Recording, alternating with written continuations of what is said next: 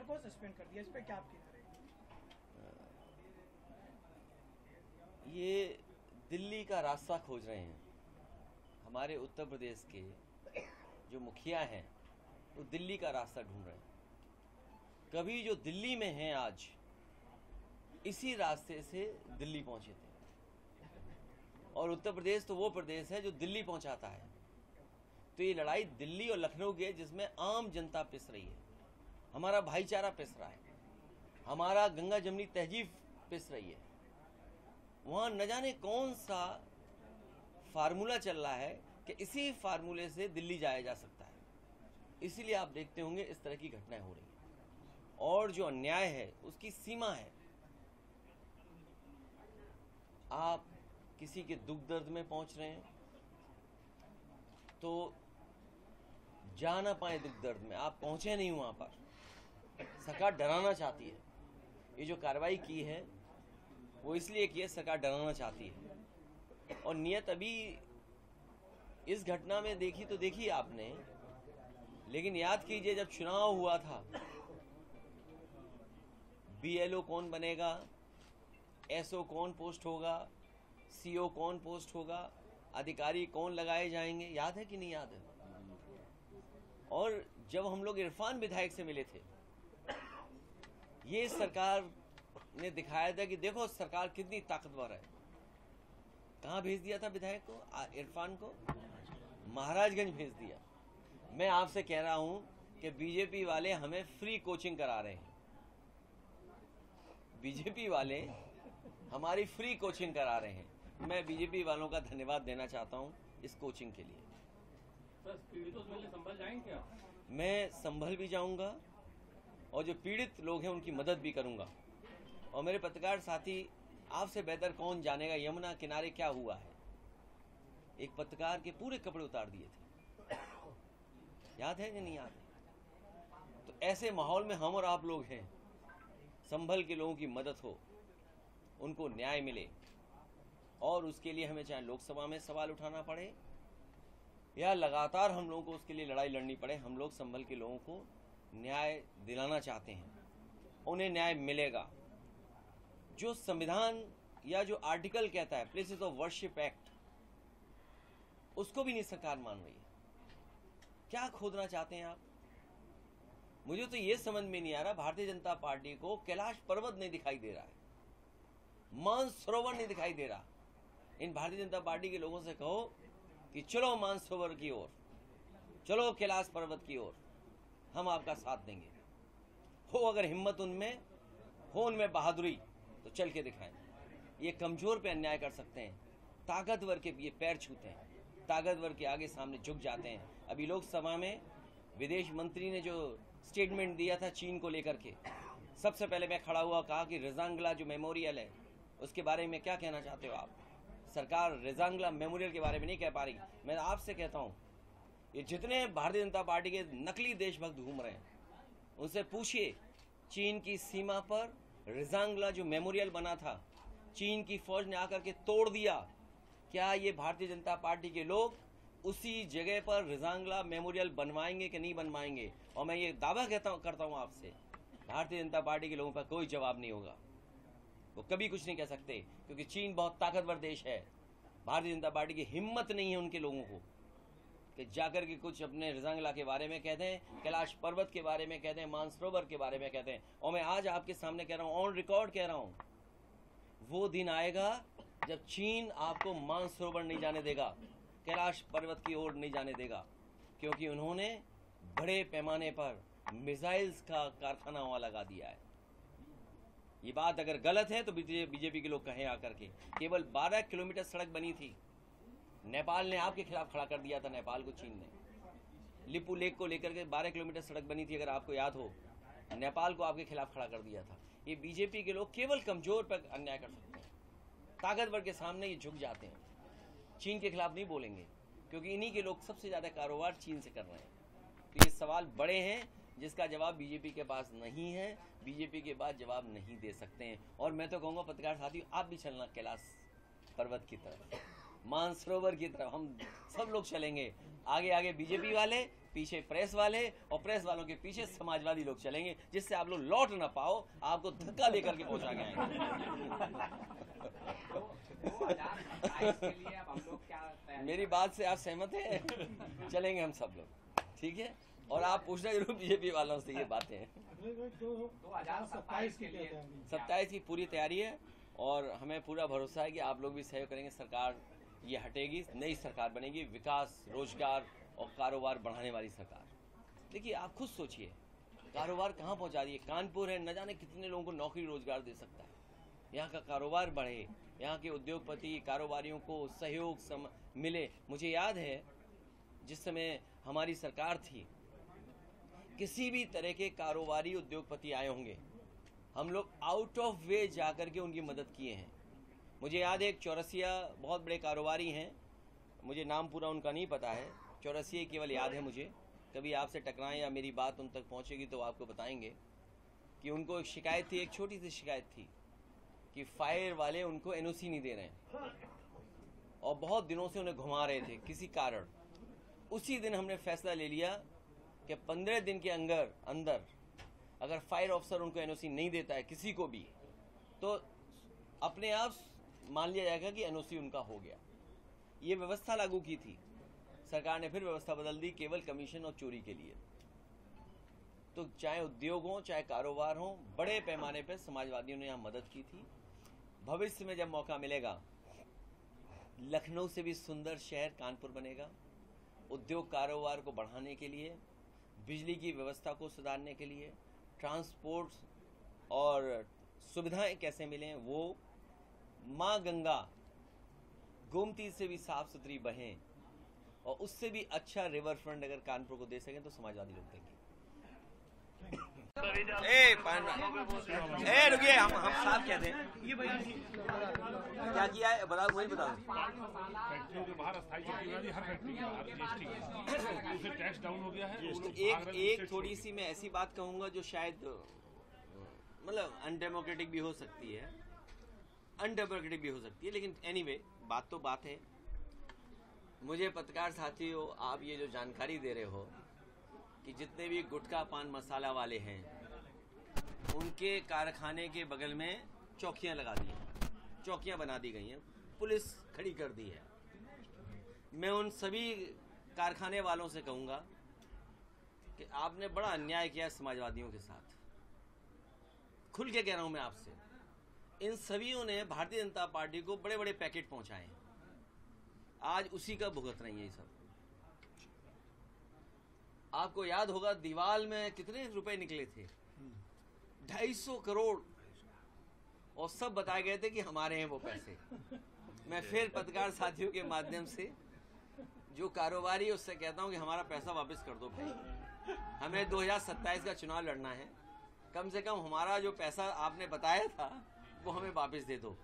ये जो गुटके कारखाने या इस तरह की चौकी बनी है, इन्होंने बीजेपी की बड़ी मदद की है।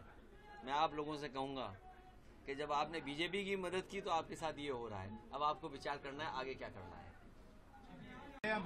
अभी भी आज भी सदन में हंगामा हुआ, सरकार कह रही है कि विपक्ष नहीं चाहता कि सदन चले। देखिए आप खुद सोचिए कि राहुल गांधी जी को संभल नहीं जाने दिया और समाजवादी पार्टी का डेलीगेशन जो पीड़ित दुखी लोग थे जिनने जेल में बंद किया हुआ है झूठे मुकदमे लगा करके, उनका दुख और तकलीफ पूछने चले गए तो जेलर और वहां के अधिकारियों को सस्पेंड कर दिया। तो जब अन्याय करेगी सरकार तो हमारी मुश्किल ये है कि सदन चलने दें कि सदन नहीं चलने दें और दोषियों के खिलाफ कार्रवाई करे और सदन चलाए। एक आखिरी बात, योगी आदित्यनाथ ने कहा है कि जिस तरह बाबर थे वही डीएनए है जो संभल में जाकर अराजकता फैला रहा है। मैं पत्रकार साथियों लगाइए कैमरे डीएनए पर। ये हम देखिए, मुझे नहीं पता कि मुख्यमंत्री जी कितना साइंस जानते हैं, मुख्यमंत्री जी ने कितनी बायोलॉजी पढ़ी है मैं नहीं जानता हूं, लेकिन मैं उनसे एक बार निवेदन करना चाहता हूं कि बार बार वो डीएनए की बात कर रहे हैं, डीएनए की बात न किया करें। मैं आपके माध्यम से और बड़ी जिम्मेदारी से कह रहा हूं मैं कि वो डीएनए की बात न करें, और अगर डीएनए की बात करते हैं तो मैं भी अपना डीएनए और हम सब लोग अपना डीएनए चेक कराना चाहते हैं, और मुख्यमंत्री जी आप भी अपना डीएनए चेक करा दो। मैं भी चेक कराना चाहता हूं अपना डीएनए, और मुख्यमंत्री जी आप भी अपना डीएनए चेक करा दो। इसलिए मेरा निवेदन है कि डीएनए की बात मुख्यमंत्री जी को शोभा नहीं देती है। एक संत होकर के, योगी होकर के और भगवा पहनने के बाद उन्हें इस तरह की भाषा और इस तरह डीएनए की बात नहीं करनी चाहिए।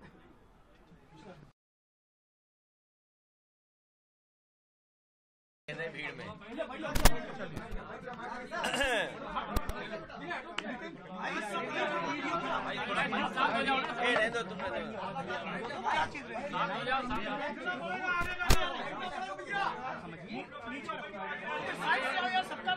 विजय इसको आगे मत बढ़ो। नहीं होगा।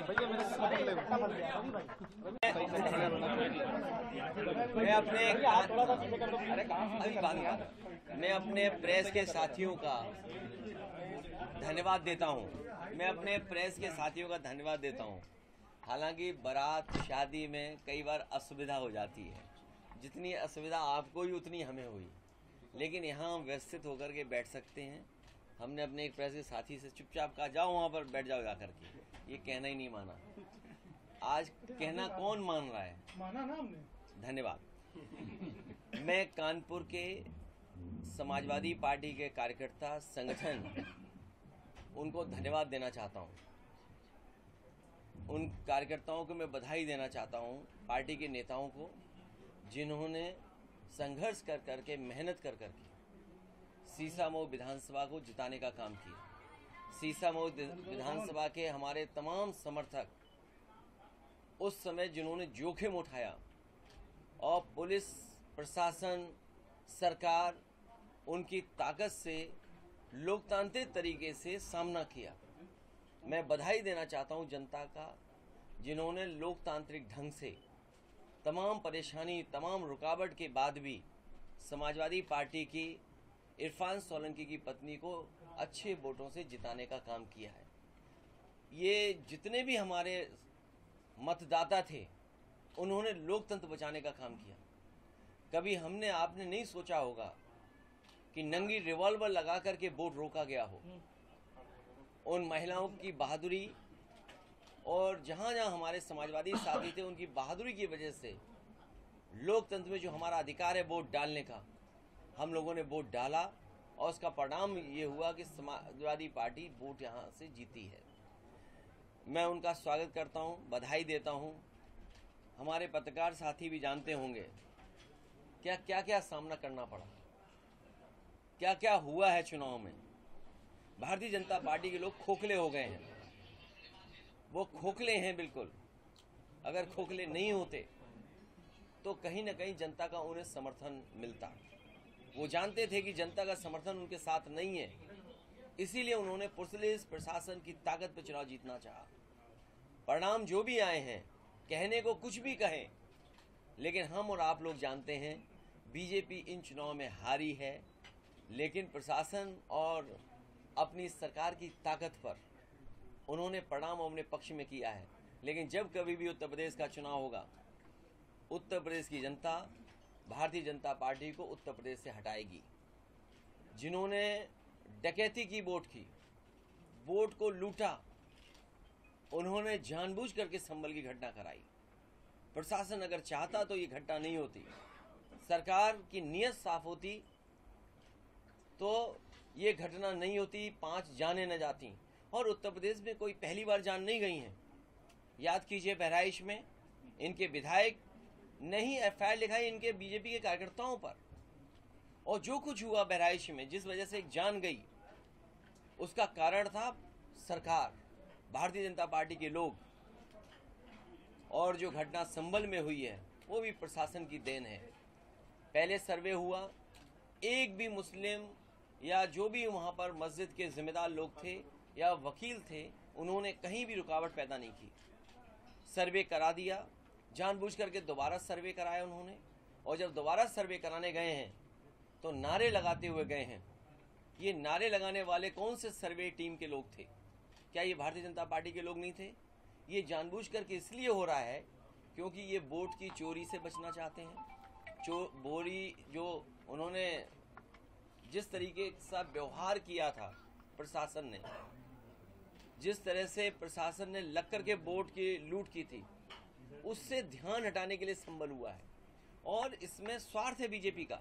महंगाई पे चर्चा ना हो, बेरोजगारी पर चर्चा ना हो।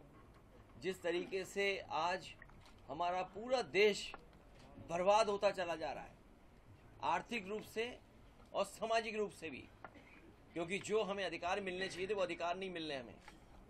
जो हमें संविधान देता है हमें अधिकार, वो अधिकार छीने जा रहे हैं, लेकिन उसमें बहस ही नहीं होने देना चाहते हैं। सोचिए, कानपुर इतना बड़ा शहर है, उत्तर प्रदेश के बड़े शहरों में शहर माना जाता है, जहां पर उद्योग है, कारोबार है, और हर तरह की व्यवस्था देने का काम समाजवादियों ने किया था।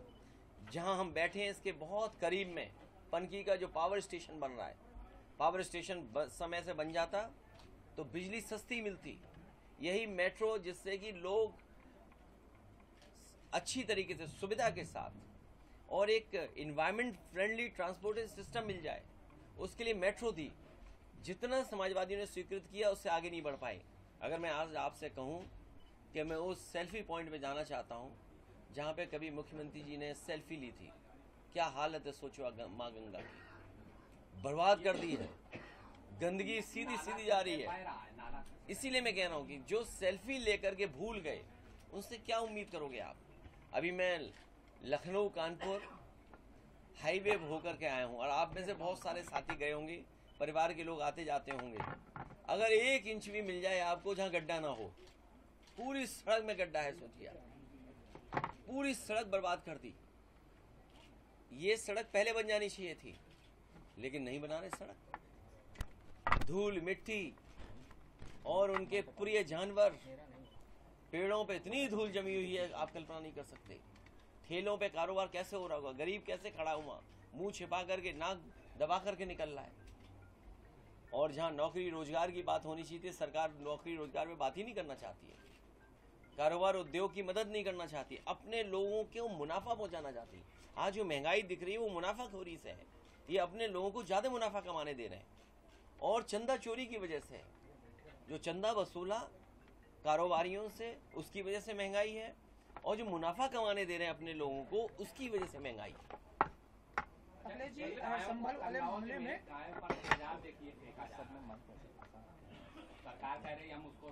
सरकार बहुत नाकाम है। इनकी कोई भी योजना ठीक नहीं चल पा रही है, केवल भ्रष्टाचार उसमें शामिल है। इतना भ्रष्टाचार कभी नहीं हुआ होगा जितना हो रहा है। संभल वाले मामले में अब पाकिस्तान का नाम आ रहा है। बताया जा रहा है कि जो कारतूस मिले वो पाकिस्तान के बने हुए। मेरे पत्रकार साथियों, आप तो कानपुर के हो, आप दिल पे हाथ रखो कि गाड़ी पलटी थी क्या। आप दिल पे हाथ रखो, अगर आपका जो दिल कहे वही लिख देना संभल के लिए। आप में से जितने लोग हैं बताओ, कोई जा पाया था जहां गाड़ी पलटी थी? गाड़ी पलटी थी कि पलटाई गई थी? अगर आप गाड़ी पलटी पलटाना जानते होगे तो ये भी जानते होगे जो सवाल आपने पूछा कि मुख्यमंत्री जी के विधानसभा में, आपको याद होगा, एक पुड़िया मिली थी। बाद में जांच हुई, इन्वेस्टिगेशन हुआ, पुड़िया क्या निकली? कानपुर के लोग तो जानते हैं पुड़िया क्या होती है, इनको थोड़ी बताना है। अखिलेश भाई, ये तो राष्ट्रीय बातें हो गई। आप जहाँ बैठे हैं, कानपुर की बात करता हूँ। जहाँ आप बैठे हैं, इस कानपुर दक्षिण में 3 विधानसभाएं लगती हैं, गोविंद नगर, उदवाई नगर, महाराजपुर। अब तीनों में समाजवादी पार्टी जो है, आपकी पार्टी, कमजोर मानी जाती है। आने वाले 27 के चुनाव में कानपुर दक्षिण को आप किस रूप में देखते हैं? कमजोर इसलिए नजर आती है कि हम अपनी बात नहीं समझा पा रहे। जिस समय हम अपनी बात समझा ले जाएंगे, सबसे मौजूद इन्हीं क्षेत्रों में आपको पार्टी नजर आएगी। अखिलेश जी, संभल में समाजवादी पार्टी